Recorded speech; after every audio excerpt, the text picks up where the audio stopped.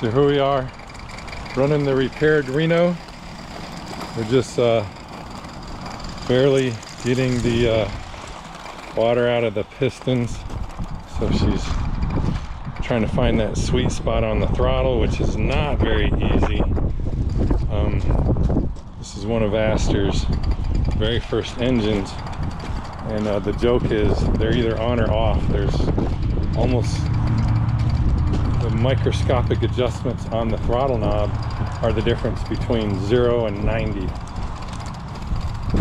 But she's running well. I've figured out what was happening with the pilot truck, so everything's running well. I think I'm gonna pull over and put a train on. Yeah, I might just have super high water, which means there's no room for the steam to no expansion chamber in the boiler because the water's taking up all the space.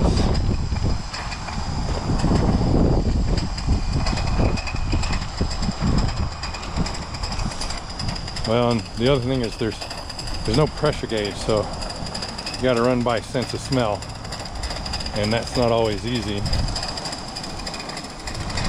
And I'm not the most experienced live steam runner either, so you see here, sounds like she's ready to rock and roll, and I'll get scared that she's going to go too fast around the curve, and then when I go to cut the throttle, she'll start stalling. But I think I'm going to leave her right here and see if she can make it.